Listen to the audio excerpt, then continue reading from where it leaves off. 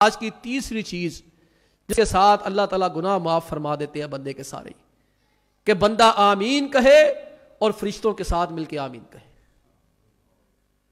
آمین کہنی ہے، اونچی آواز سے کہنی ہے، نہیں یہاں نہیں کہنی، وہ نماز کے اندر کہنی جہاں آپ کہتے نہیں ہیں۔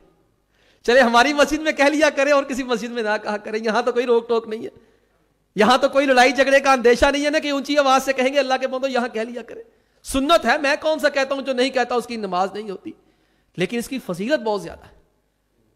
میں نہیں کہتا کہ کوئی جھگڑے کے لیے کہے، فساد کے لیے کہے، کوئی شرارت کے لیے کہے، بالکل نہیں، اللہ تعالیٰ معاف فرمائے۔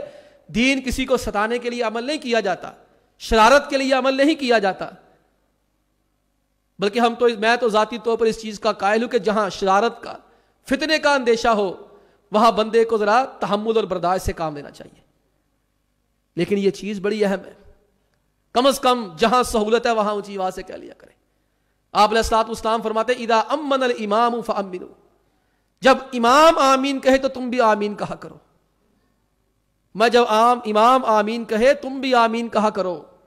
اللہ کے بندو امام اونچی آواز سے آمین کہے گا تو ہمیں پتا چلے گا کہ آمین کہی ہے۔ امام بخاری رحمہ اللہ نے اس حدیث کو ذکر کر کے یہی مسئلہ ثابت کیا ہے کہ آمین اونچی آواز سے کہنی ہے۔ کیوں؟ اگر امام اپنے منہ کے اندر آمین کہے گا تو آپ کو کیسے پتا چلے گا آمین کہی کہ نہیں کہی؟ امام کہے گا تو پیچھے سنائی دے گی۔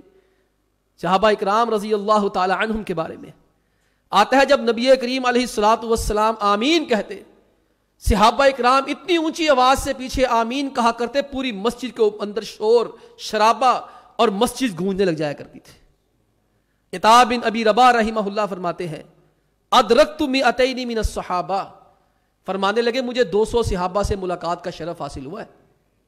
عطاء بن ابی رباح رحمۃ اللہ علیہ فرماتے میں نے 200 صحابہ کے ساتھ مل کے نماز پڑھی ہے۔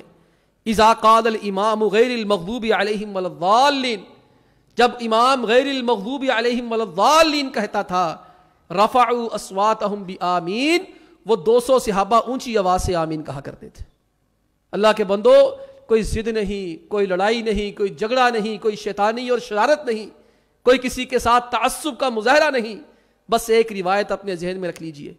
اللہ کے نبی علیہ الصلوۃ والسلام فرماتے اذا امن الامام فامنوا، جب امام آمین کہا کرے تم بھی آمین کہا کرو۔